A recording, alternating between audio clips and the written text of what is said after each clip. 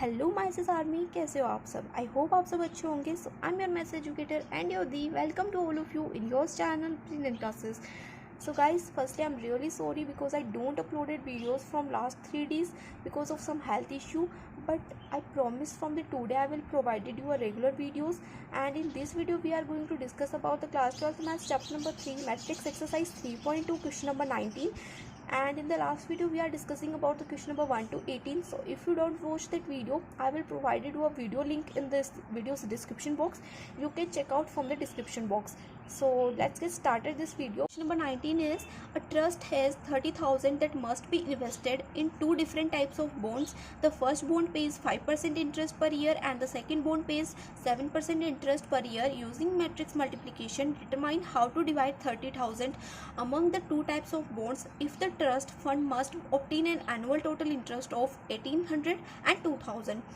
So question को देख के बिल्कुल भी नहीं घबराना, इतना बड़ा क्वेश्चन है, ऐसा सोच के बिल्कुल भी नहीं घबराना. बहुत ज़्यादा इजी पीजी एक्सरसाइज है, बहुत ज़्यादा इजी पीजी चैप्टर है एंड क्वेश्चन भी इजी पीजी है. ठीक है. सो इतने बड़े पैराग्राफ की, इतनी बड़ी रामायण का छोटा सा मतलब है और वो मतलब तुम समझ लो. मतलब क्या है इस क्वेश्चन का कि ना, मैं तुम्हें एक एग्जाम्पल से समझाती हूँ कि एक बंदा है, उसके पास कितने पैसे है, उसके पास है 30,000. ठीक है. उसे क्या करना है, उन 30,000 को इन्वेस्ट करना है किसी बैंक के अंदर. तो उसके पास दो बैंक है, वो दो बैंक के अंदर अपना पैसा इन्वेस्ट करना चाहता है. पहला बैंक है जो उसको 5% इंटरेस्ट देगा पर ईयर, है ना, और दूसरा बैंक है जो उसको 7% इंटरेस्ट देगा पर ईयर. तो वो क्या करता है, बंदा अपने 30,000 को इन्वेस्ट कर देता है दोनों बैंकों के अंदर. तो हमें क्वेश्चन बोल रहा है कि मैट्रिक्स मल्टीप्लिकेशन का यूज़ करो और पता करो कि उस बंदे ने एक बैंक में कितना पैसा इन्वेस्ट किया है और दूसरे बैंक में कितना पैसा इन्वेस्ट किया है. और उसने हमें कंडीशन दे दी है कि ना उस बंदे ने ना जो पैसा इन्वेस्ट किया ना, उसका जो टोटल इंटरेस्ट उसे मिला है, मतलब फर्स्ट बैंक से और जो सेकंड बैंक से उसे जो टोटल इंटरेस्ट मिला है, मिला के 5% इंटरेस्ट जो मिला था फर्स्ट बैंक से और 7% इंटरेस्ट मिला था सेकंड बैंक से, वो दोनों मिला के कितना आना चाहिए पर ईयर उसके पास होने चाहिए 1800 रुपीज़. मतलब 30,000 में हर साल जो है 1800 रुपीज़ जो है बढ़ते चले जाएंगे. ठीक है. तो हमसे पूछ रहा है कि उसने कौन से बैंक के अंदर कितने पैसे इन्वेस्ट करें, ये हमें बताओ. ठीक है. तो हमें बस इतना सा बताना है कि उसने किस बैंक के अंदर कितने पैसे इन्वेस्ट किए हैं. ठीक है. तो चलिए क्वेश्चन स्टार्ट करते हैं. तो पहले हम इसका फर्स्ट पार्ट ले लेंगे. फर्स्ट पार्ट में उसने क्या बोला है कि जो इंटरेस्ट उसे मिला है दोनों बैंकों से वो कितना है, 1800 है. ठीक है. तो फर्स्ट पार्ट हम स्टार्ट करेंगे. तो लिखो, first bond page 5% interest per year and second bond pays 7% interest. ठीक है. ये लाइंस जो है तुम्हें लिखनी पड़ेंगी इन क्वेश्चंस के अंदर. एंड हमें टोटल अमाउंट कितना गिवन है, टोटल अमाउंट है हमारे पास 30,000. ठीक है. तो यहाँ पे लिख देंगे टोटल अमाउंट है हमारे पास 30,000. ठीक है. सो लेट करो, let the money given by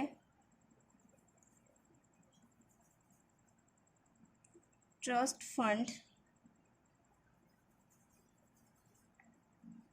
two first bond is x.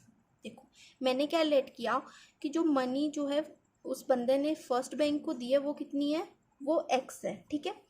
कि उसने एक्स मनी जो है फर्स्ट बैंक के अंदर जमा करवा दी. अब हम लिखेंगे कि सेकंड बैंक के अंदर उसने कितनी मनी जमा करवाई, कितने पैसे उसने सेकंड बैंक के अंदर इन्वेस्ट किए. And money given to second bond is 30,000 minus x. मैंने क्या लिखा, मैंने लेट कर लिया कि उस बंदे ने फर्स्ट बैंक के अंदर एक्स पैसे जो है जमा करवा दिए. तो वो दूसरे बैंक के अंदर कितने पैसे जमा करवाएगा, टोटल उसके पास कितने 30,000 है. तो 30,000 में से उसने एक्स तो किसी पहले बैंक में जमा करवा दिए, तो दूसरे बैंक में जमा करवाने के लिए उसके पास कितने पैसे बचेंगे, 30,000 में से हम एक्स को माइनस कर देंगे. तो मैंने लिख दिया कि दूसरे बैंक में उसने 30,000 माइनस एक्स पैसे जो है जमा करवा दिए. ठीक है. अब हम क्या करेंगे, अब हम लिखेंगे interest given by first bond, first bond उसे कितना इंटरेस्ट दे रहा है, फर्स्ट बॉन्ड उसे इंटरेस्ट दे रहा है 5% पर ईयर का, है ना। तो मैं यहाँ पे लिख दूंगी 5/100%, ऐसे निकालते हैं ना 5/100, इंटू में हम कर देंगे एक्स पैसे उसने जमा करवाए, एक्स पैसे के ऊपर उसे कितना इंटरेस्ट मिल रहा है, एक्स पैसे के ऊपर उसे इंटरेस्ट मिल रहा है 5% का। तो मैंने यहाँ पे लिख दिया कि एक्स पैसे उसने जमा करवाए और 5% का इंटरेस्ट उसे मिल रहा है, तो 5% इंटू एक्स लिख दिया हमने। अब हम लिखेंगे कि सेकेंड बॉन्ड में उसने कितना इंटरेस्ट दे रहा है, सेकेंड बॉन्ड उसे कितना इंटरेस्ट देगा। So interest given by second bond, तो सेकेंड बॉन्ड उसे कितना इंटरेस्ट दे रहा था 7% का, यहाँ पे लिखा हुआ है ना 7%, तो यहाँ पर हम लिख देंगे 7/100 इंटू उसने कितने पैसे जमा करवाए हैं 30,000 माइनस एक्स, ठीक है। तो हमने लिख दिया कि फर्स्ट बॉन्ड उसे कितना इंटरेस्ट दे रहा था 5% दे रहा था, तो 5% इंटू एक्स लिख दिया, और यहाँ पर हमने लिख दिया 7% इंटू 30,000 माइनस एक्स, ठीक है। अब हम क्या करेंगे, इन दोनों इंटरेस्ट को प्लस करेंगे तो और इक्वल कर देंगे टोटल अमाउंट के, ठीक है। 1800 के इक्वल कर देंगे, टोटल इंटरेस्ट हमें कितना मिलेगा पर ईयर हमें इंटरेस्ट मिलेगा 1800 का, है ना। दोनों बैंकों का इंटरेस्ट मिला के हमें मिलेगा 1800। तो मैं क्या करूँगी, फर्स्ट बैंक का इंटरेस्ट और सेकेंड बैंक का इंटरेस्ट इन दोनों को प्लस करके इक्वल कर दूंगी 1800 के, ठीक है। तो यहाँ पर आ जाएगा interest by first bond plus interest by second bond is equal to total interest. ये दोनों बॉन्ड का इंटरेस्ट मिला के किसके इक्वल हो जाएगा, टोटल इंटरेस्ट के। तो फर्स्ट बॉन्ड से हमें कितना इंटरेस्ट मिल रहा है 5/x इंटू 5/100 इंटू एक्स, ठीक है। तो यहाँ पर हम लिख देंगे 5 इंटू एक्स हो जाएगा 5x/100, और ये हो जाएगा 7 इंटू 30,000 माइनस एक्स। तो 7 को 30,000 से मल्टीप्लाई करो पहले, हमें क्या मिलेगा देखो यहाँ पे, ये हो जाएगा हमारा 7 3 21, यहाँ पे आ जाएगा 21, 4 0 ऐसे ही माइनस यहाँ पर आ जाएगा 7x। मैंने क्या किया 7 को इन दोनों से मल्टीप्लाई करा दिया, ठीक है। अपॉन में लग जाएगा हमारा 100, ठीक है। अब क्या करेंगे, हम इसको यहाँ पे लिखेंगे, सेकेंड बॉन्ड से हमें कितना इंटरेस्ट मिल रहा है, इतना मिल रहा है ना, तो इसको यहाँ पे लिख दो 21 minus 7x/100 is equal to है किसके, टोटल इंटरेस्ट के, और टोटल इंटरेस्ट कितना है मेरे पास 1800, ठीक है। फर्स्ट पार्ट लिया है हमने पहले इस क्वेश्चन का, इसको लिख दिया हमने 1800। अब हम क्या करेंगे, इसका एलसीएम ले लो, है ना। इसका एलसीएम क्या आ जाएगा, एलसीएम आ जाएगा 100, यहाँ पर आ जाएगा 5x plus 21 4 0 minus 7x is equal to 1800। अब हम क्या करेंगे, इस 100 को उस साइड ले जाएंगे, तो इधर क्या है, ये डिवाइड में है, उस साइड जाते ही मल्टीप्लाई में, ठीक है। तो देखो यहाँ पर क्या है, यहाँ पर है 5x प्लस, ये देखो यहाँ पर 5x है, यहाँ पर क्या है माइनस का 7x है, तो माइनस के 7x में से 5x गए तो कितना बचेगा, हमारे पास बचेगा 2x, ठीक है। तो यहाँ पर बचेगा 21 4 0 minus 2x is equal to, ये 100 उस साइड चला गया, तो यहाँ पर हो जाएगा 18 एंड 4 zeros, ठीक है। 2 0 यहाँ थी, 2 0 ये थी, तो हो जाएगी 4, तो 18 के पीछे 4 zeros, ठीक है। अब हम क्या करेंगे, इस टर्म को हम इस साइड ले जाएंगे, ठीक है। तो यहाँ पर क्या बचेगा, यहाँ पे बचेगा माइनस का 2x इज इक्वल टू 180,000, और यहाँ पर है 210,000, यहाँ पर आ जाएगा माइनस का 210,000, ठीक है। अब इसको माइनस कर दो, ये माइनस होके कितना आएगा, माइनस का 30,000, ठीक है। ये आएगा माइनस का 30,000।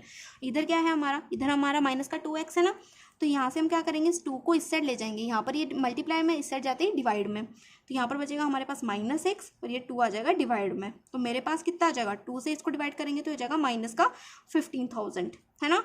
और माइनस का 15,000 होते ही क्या हुआ, इस माइनस से ये माइनस कट जाएगा, माइनस का x था और यहाँ पर माइनस ये था ना, तो माइनस से माइनस कैंसिल, हमारे पास क्या बचेगा, x इज इक्वल टू मेरे पास आ गया 15,000। तो x की वैल्यू आ गई मेरे पास, यहाँ पे लिख दो x इज इक्वल टू आ गया मेरे पास 15,000, ठीक है। x आ गया मेरे पास 15,000, और मैंने x किसको लेट किया था, x मैंने लेट किया था जो मुझे फर्स्ट बॉन्ड जो है जितनी मनी दे रहा था उसको मैंने लेट किया था कि वो एक्स मनी दे रहा है, ठीक है। मैंने एक्स मनी जो है फर्स्ट बैंक के अंदर इन्वेस्ट कर दी, ठीक है।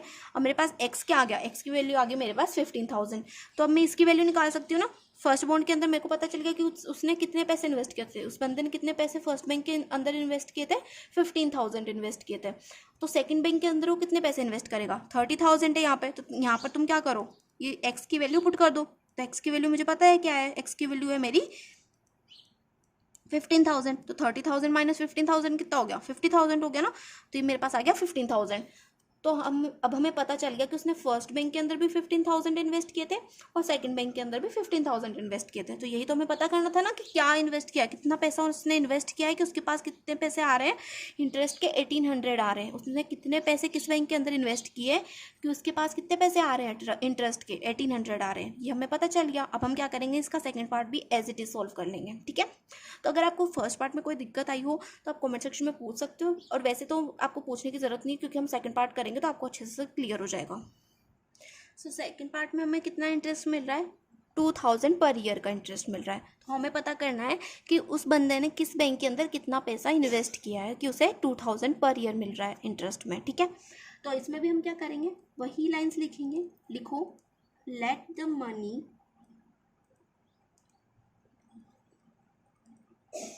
given to the first bond equal to x. मैंने क्या लेट कर लिया कि फर्स्ट बॉन्ड के अंदर उस बंदे ने एक्स मनी जो है इन्वेस्ट कर दी है।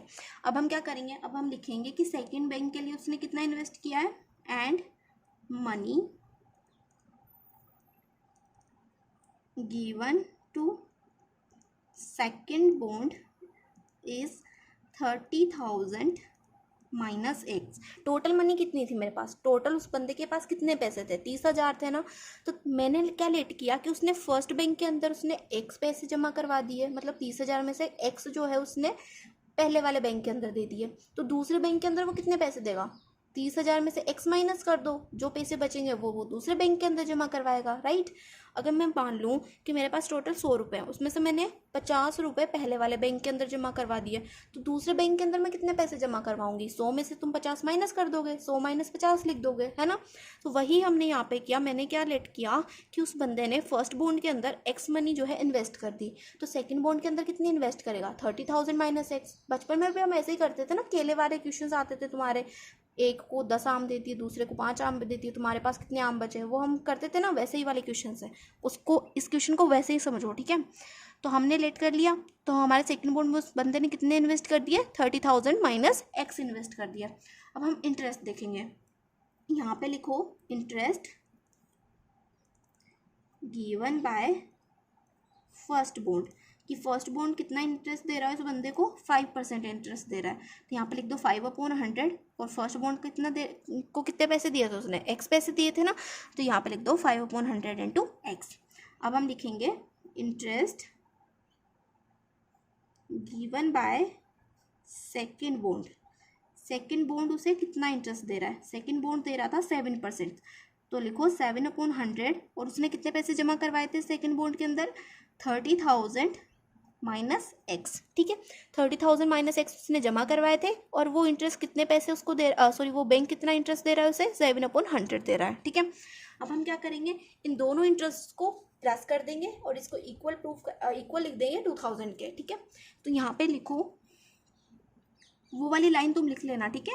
मैंने जो लिखा था ना, first interest plus second interest is equals to total interest, है ना। फर्स्ट बॉन्ड का इंटरेस्ट प्लस सेकंड बॉन्ड का interest is equals to total interest, वो तुम्हें लिख लेना है, ठीक है। वो लिख लेना, उसके बाद में इस लाइन को लिख देना, 5x/100 प्लस में इनको मल्टीप्लाई करेंगे तो कितना आएगा, 210,000 minus 7x/100 is equals to है, इस बार कितना है, 2,000 है।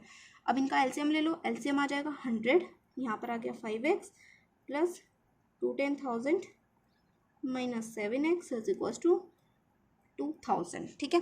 अब हम क्या करेंगे, 100 को साइड भेज दो, 7x में से 5x माइनस कर दो, सो 5x में 7x माइनस होंगे तो कितना बचेगा, माइनस का 2x बचेगा, इज इक्वल टू, मैं इस बार क्या कर रही हूँ, इसको डायरेक्ट उस साइड भेज रही हूँ। इसको मल्टीप्लाई करेंगे पहले इसके साथ, तो कितना हो जाएगा, हमारे पास आ जाएगा 3 जीरो तो पहले की, 2 वापस इसके पीछे लगा दो, ये इतना आ गया, माइनस ये वाली साइड टर्म इस साइड में प्लस में थी, इस साइड जाके माइनस में हो जाएगी, तो इसको इस साइड भेज दो, हो जाएगा 21,000, ठीक है।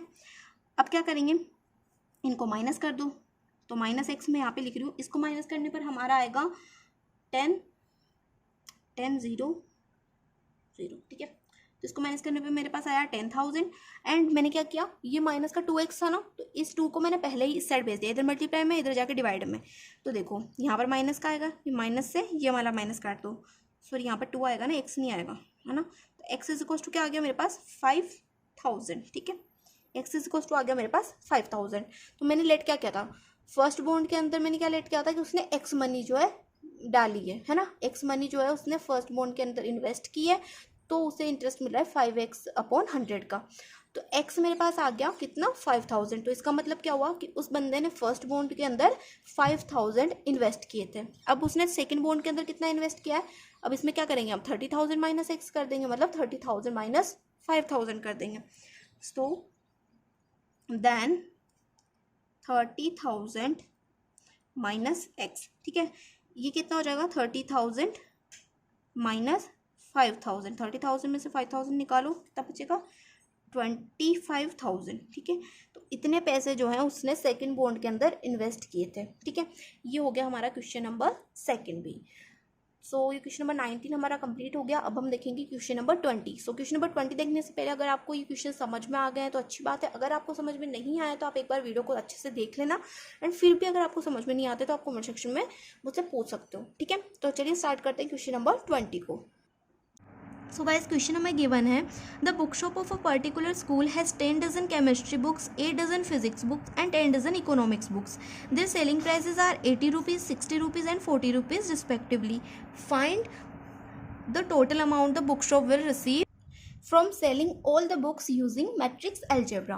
तो क्वेश्चन में हमें क्या गिवन है कि कोई पर्टिकुलर स्कूल है जिसकी कोई बुक शॉप है और उस बुक शॉप के अंदर 10 डजन केमिस्ट्री की बुक्स हैं, 8 डजन फिजिक्स की बुक्स हैं और 10 डजन इकोनॉमिक्स की बुक्स हैं, और उनकी जो सेलिंग प्राइस है, हर एक बुक की जो सेलिंग प्राइस है वो है, केमिस्ट्री की बुक की जो सेलिंग प्राइस है वो 80 रुपीज़ है, फिजिक्स की बुक की सेलिंग प्राइस 60 रुपीज़ है एंड इकोनॉमिक्स की बुक की सेलिंग प्राइस 40 रुपीज़ है.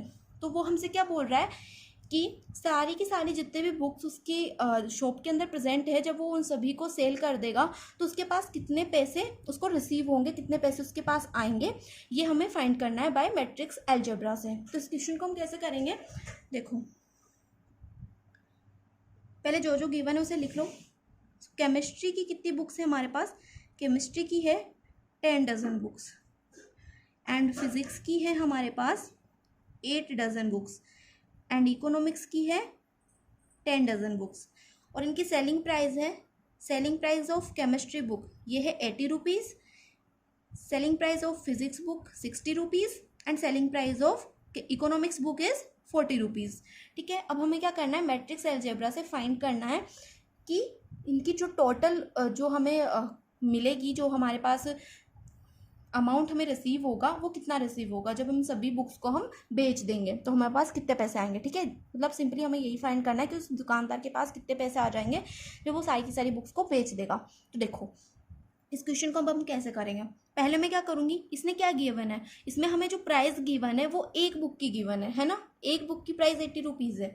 ये टोटल 10 डजन बुक्स की प्राइस 80 रुपीज़ नहीं है, एक बुक की प्राइस क्या है 80 रुपीज़ है. मतलब इसने क्या गिवन किया है, हमें क्या गिवन दिया है, हर एक बुक की प्राइस गिवन है. तो हम क्या करेंगे, यहाँ पर हमें किस में गिवन है, ये प्राइस तो हमें गिवन है हर एक बुक की, और ये जो हमें गिवन है ये किसका है, ये डजन में गिवन है ना. तो इसको हम पहले क्या करेंगे, पहले इसको चेंज करेंगे. तो डजन को पहले हम चेंज करेंगे बुक में, एक बुक के अंदर चेंज करेंगे. इनको कैसे करेंगे, एक डजन के अंदर कितनी चीज़ें होती हैं, एक डजन इक्वल होता है 12 के, है ना, 1 डजन इज इक्वल टू 12.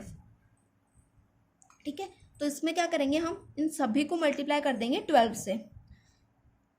इसको हम रो मैट्रिक्स के अंदर लिखेंगे 10, 8, 10. तो अगर आपने इंट्रोडक्शन वाली वीडियो देखी होगी तो आपको पता होगा रो मैट्रिक्स क्या होती है. तो मैं यहाँ पे भी बता देती हूँ, रो मैट्रिक्स वो मैट्रिक्स होती है जिसके अंदर सिर्फ एक ही रो होती है. ठीक है, अब हम इसको क्या करेंगे, इसको हमने रो मैट्रिक्स के अंदर लिख लिया इस डाटा को, अब इसको मल्टीप्लाई कर देंगे 12 से. ठीक है, तो 12 10 120, 12 8 96 एंड 12 10 120. तो ये आ गया हमारे पास 120, 96, 120. अब हम क्या करेंगे, इसको हम लिख देंगे ऐसे। ये तुम्हारे लिए क्वेश्चन है कि ये कौन सी मैट्रिक्स है। अगर तुमने इंट्रोडक्शन वाली वीडियो देखी होगी तो तुम्हें पता होगा कि ये वाली कौन सी मैट्रिक्स है। अब हम क्या करेंगे, इन दोनों मैट्रिक्स को, इसको और इसको मल्टीप्लाई कर देंगे, ठीक है।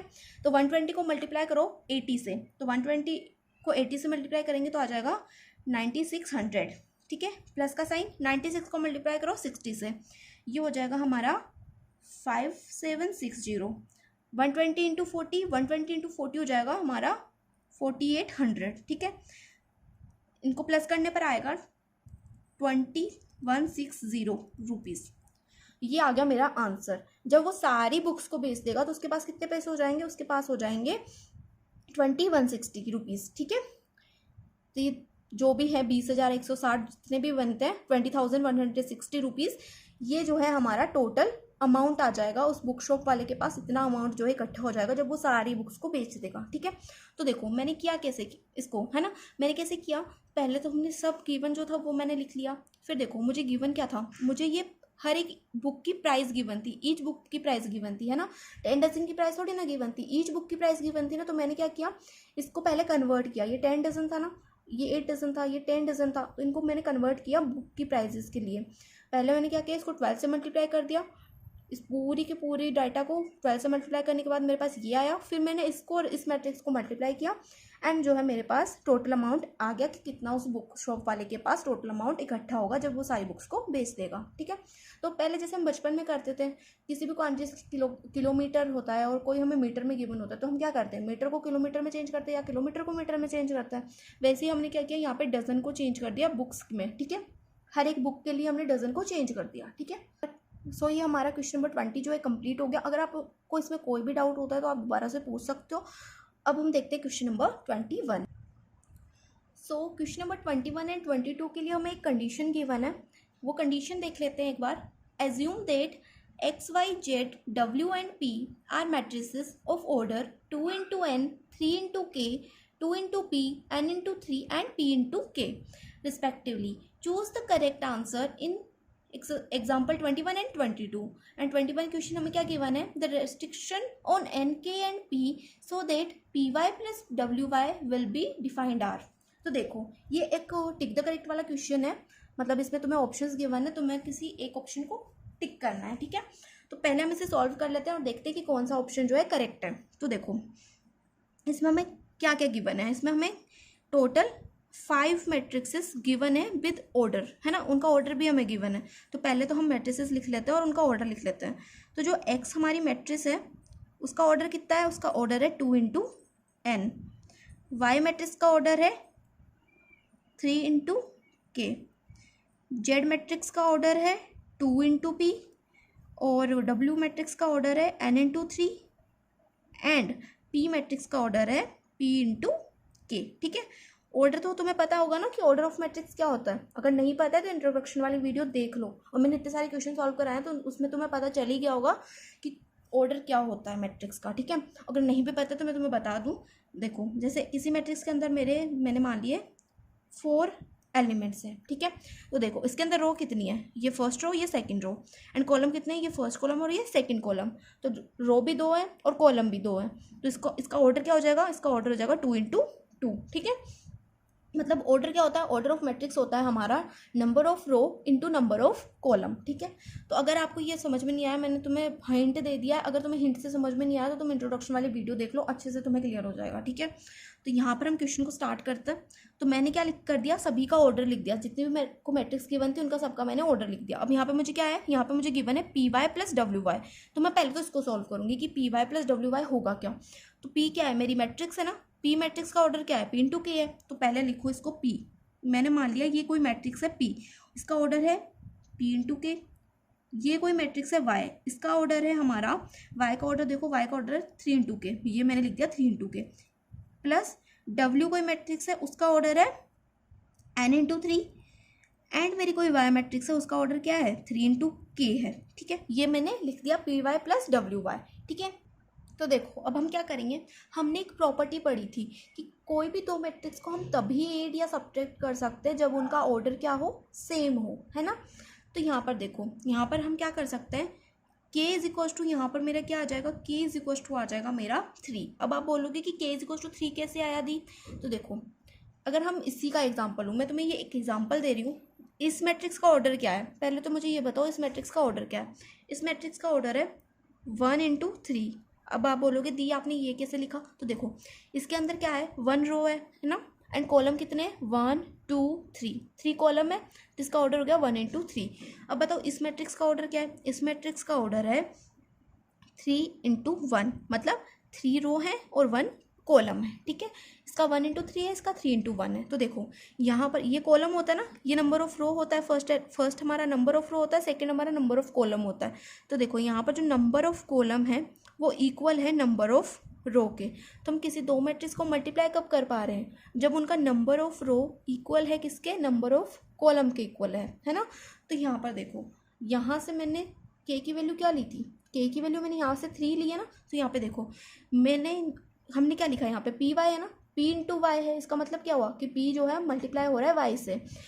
तो दो मैट्रिक्स कब मल्टीप्लाई होंगी, दो मैट्रिक्स तभी मल्टीप्लाई होंगी जिनमें जब उनका नंबर ऑफ कॉलम इक्वल होगा नंबर ऑफ रो के, है ना। तो यहाँ से मेरी k की वैल्यू क्या आ जाएगी, यहाँ से मेरी k की वैल्यू आ गई 3, ठीक है। कब मल्टीप्लाई होंगे, जब क्या होगा, नंबर ऑफ कॉलम इक्वल होगा नंबर ऑफ रो के, ठीक है। तो ये नंबर ऑफ रो होता है, ये नंबर ऑफ कॉलम होता है। तो k इज इक्वल टू क्या आ गया, 3 आ गया, ठीक है। ये बात समझ में आ गई आपको कि जो हमारा k है वो आ गया 3। अब हम क्या करेंगे, p की वैल्यू निकालेंगे, ठीक है। हमें क्वेश्चन में जो तुम्हें ऑप्शंस गिवन है उसमें k और p की वैल्यूज ही दी हुई है, ठीक है।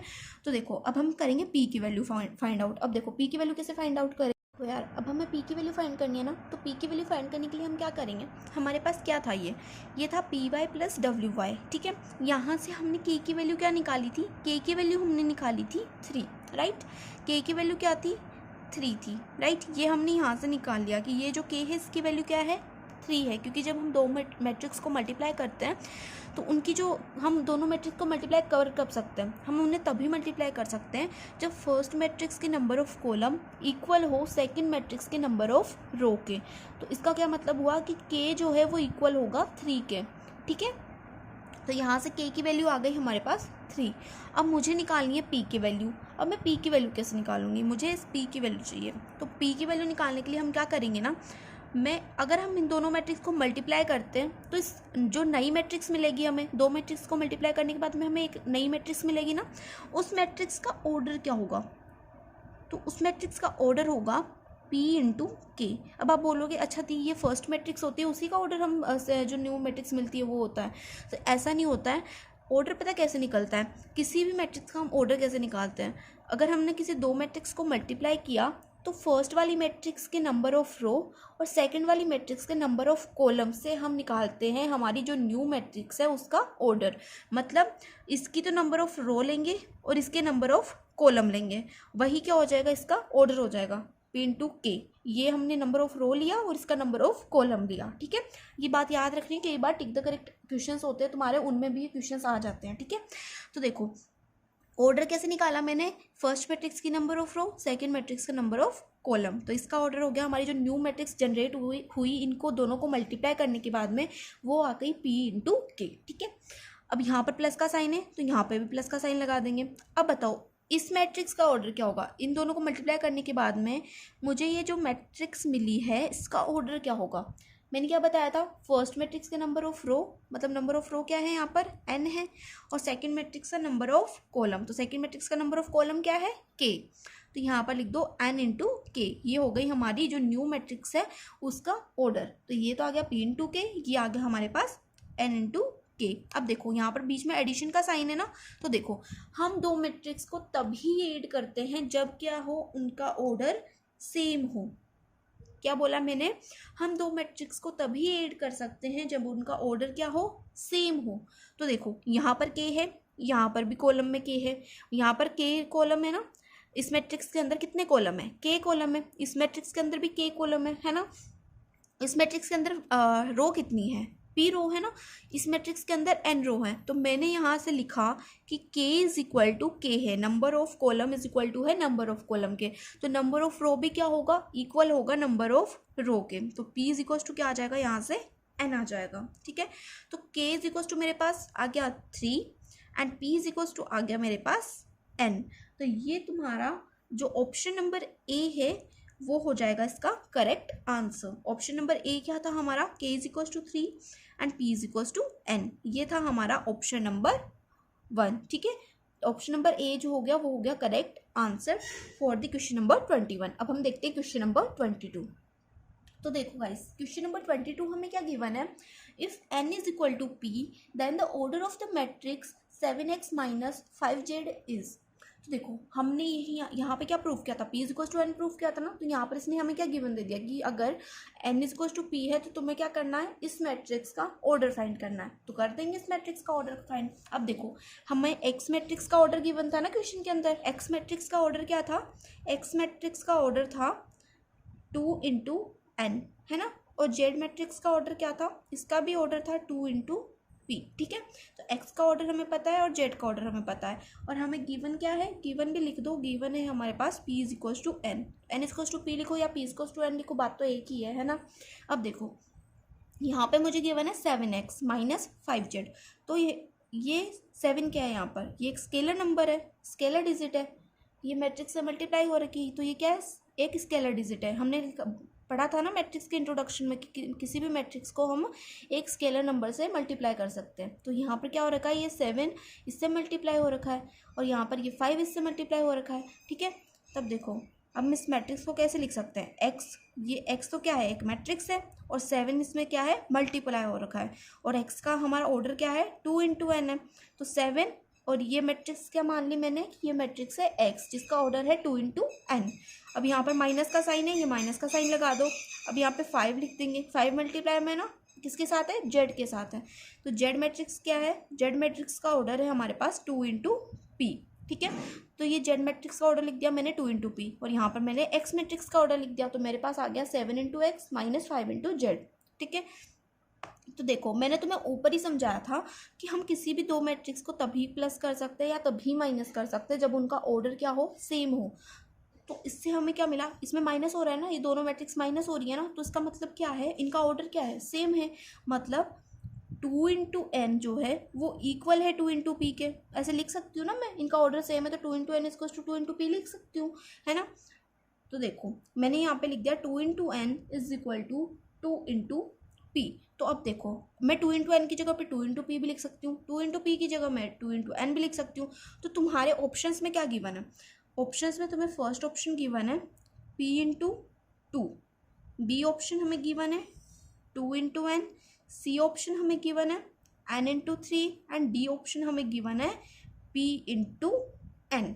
ठीक है, तो हमारा ऑर्डर क्या आ गया, हमें 7x माइनस 5z का ऑर्डर निकालना था ना। तो 7x माइनस 5z का ऑर्डर क्या आ गया, 2 इंटू एन आ गया। या तो आप 2 इंटू एन लिख दो या 2 इंटू पी लिख दो। तो 2 इंटू एन हमें दिख रहा है तो इसको हम क्या कर देंगे, टिक कर देंगे। ठीक है, यहाँ पर 2 इंटू पी नहीं दिख रहा ना आपको, अगर यहाँ पर 2 इंटू पी होता, यहाँ पर p इंटू 2 है, p इंटू 2 अलग ऑर्डर हो गया। अगर यहाँ पर 2 इंटू पी होता तो हम उसको टिक कर देते हैं, क्योंकि हम 2 इंटू एन को 2 इंटू पी भी लिख सकते हैं, 2 इंटू पी को हम 2 इंटू एन भी लिख सकते हैं। तो हमारे पास क्या आ गया, ऑर्डर ऑफ द मैट्रिक्स आ गया। हमें इसका ऑर्डर ही तो फाइंड करना था, 7x माइनस 5z का ऑर्डर फाइंड करना था, वो हमने फाइंड कर दिया, 2 इंटू एन इसका ऑर्डर है। तो यहाँ पर हमारा क्वेश्चन नंबर 22 भी क्या हो गया, कंप्लीट हो गया। सो हमारी एक्सरसाइज 3.2 जो है कंप्लीट हो गई गाइस। अब नेक्स्ट लेक्चर में हम एक्सरसाइज 3.3 सॉल्व करेंगे। सो मिलते हैं नेक्स्ट वीडियो में, तब तक के लिए बाय बाय।